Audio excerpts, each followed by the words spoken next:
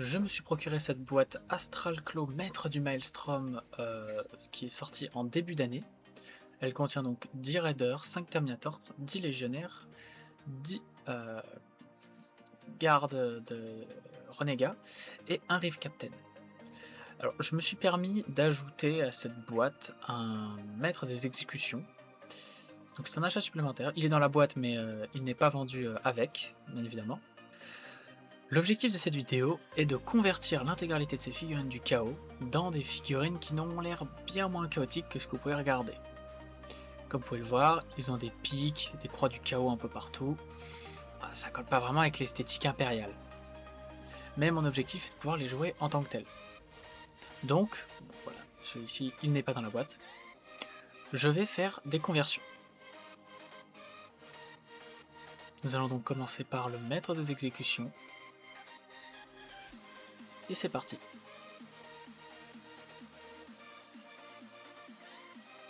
Donc déjà, on regarde la notice pour savoir comment assembler sa figurine. On va enlever toutes les pièces de la grappe, puisque sur cette figurine, il n'y en a qu'une assemblée, donc a priori toutes les pièces vont sur la même figurine.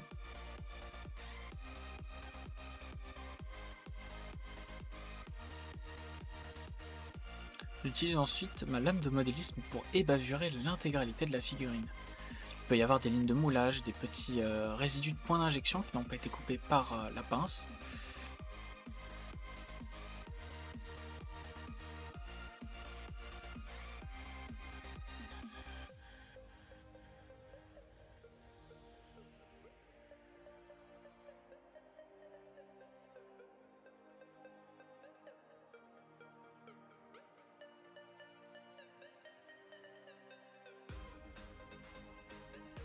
Une fois que c'est fait, nous allons passer à la partie conversion. Déjà, il y a plusieurs têtes, on va utiliser la tête sans capuche. Donc là, comme vous pouvez voir, il y a plein de petits pics à droite à gauche sur la figurine, et ça, j'ai pas vraiment envie de les garder. Donc, je vais commencer sur la hache.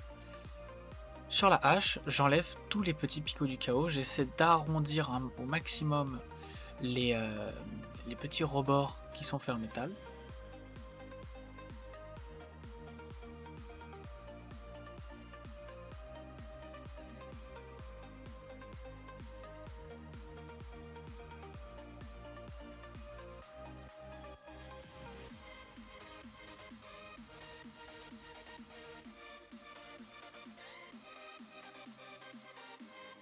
Voilà, comme vous pouvez voir ici, alors non, là on voit pas. Comme vous pouvez le voir, il y a déjà un peu moins l'esthétique du chaos qu'on a de l'autre côté. Alors j'ai malheureusement perdu les rushs de la suite de l'assemblage du maître des exécutions, donc on passe directement aux 10 légionnaires. Je ne vais vous assembler qu'un seul légionnaire, pour la simple et bonne raison que ça m'apprend à peu près 1 heure par figurine pour assembler. 1 heure par figurine, alors c'est colossal.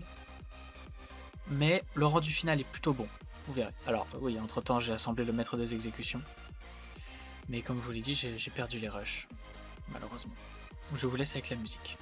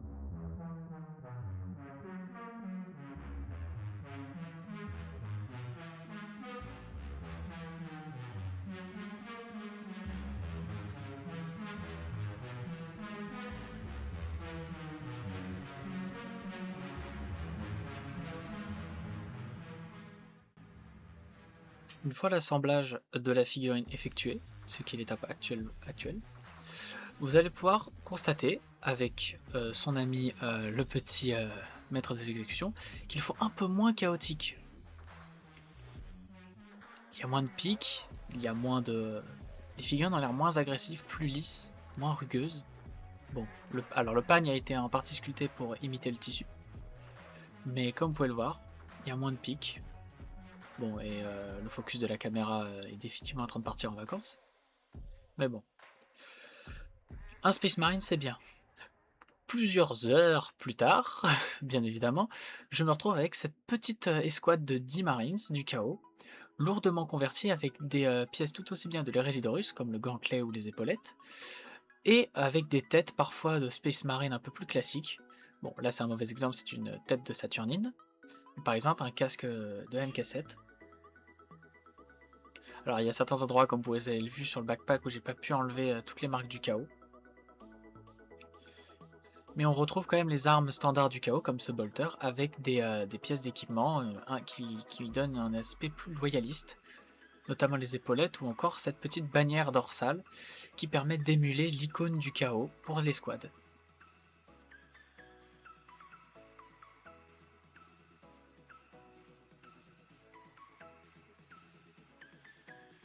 Le rendu je trouve plutôt correct. Alors certains l'auront peut-être remarqué, j'ai oublié certains pics à droite à gauche sur des jambières.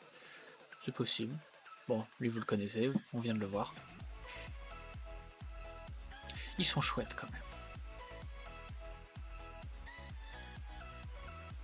Avec des casques MK6 notamment. Ils matchent plutôt bien avec la forme des jambières de l'armure. J'ai aussi gardé les gros pics sur l'armure de celui-ci, car les loyalistes aussi ont parfois des pics.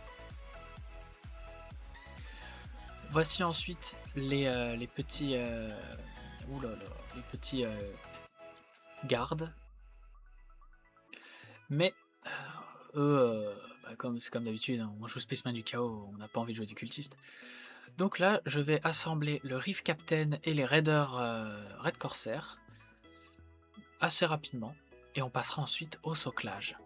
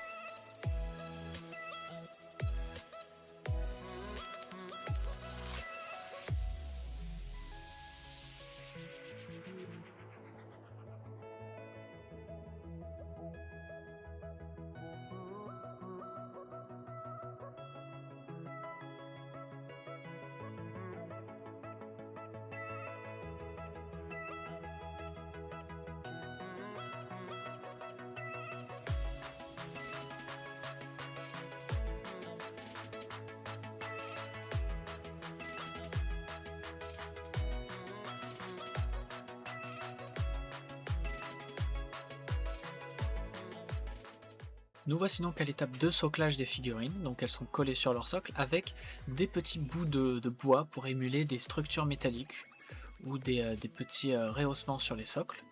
Vous verrez à l'étape de la peinture, je trouve que ça rend plutôt bien. Donc ils en ont tous plus ou moins en fonction de la taille de leur socle, et des plus ou moins gros. Le Reef Captain n'en a pas qu'à cause de son rocher tactique.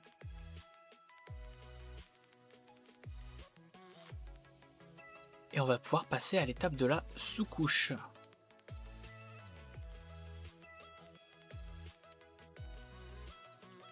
Pour la sous-couche, je fais ça en extérieur avec une bombe de peinture trouvée chez Action à moins de 3 euros. Donc là c'est un gris mat. Et je vais donc passer l'intégralité de mes figurines avec cette peinture en spray.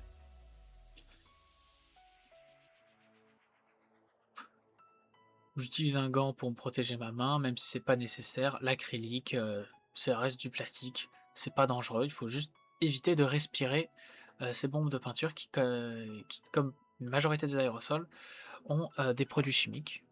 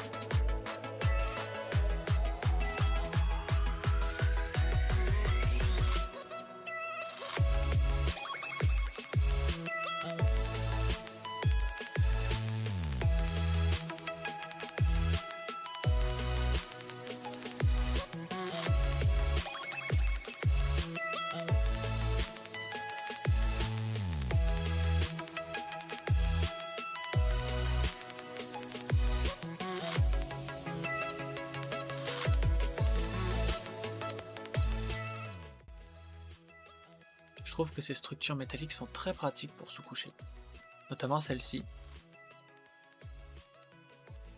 Si vous avez chez vous des vieux bouts de bois, des morceaux de planche qui ne servent à rien, vous pouvez les utiliser pour sous-coucher vos figurines ainsi. Moi j'utilise de la pâte à fixe pour les coller. Il y a aussi des marques qui vous proposent des outils déjà faits.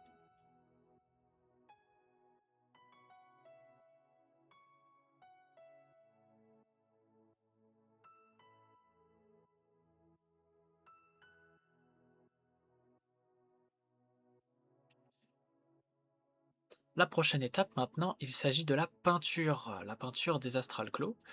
J'ai déjà ma petite idée, mais... Ah non, la peinture, c'est pour le prochain épisode, ils vont devoir attendre. Ah, bah du coup ce sera pour le prochain épisode, malheureusement.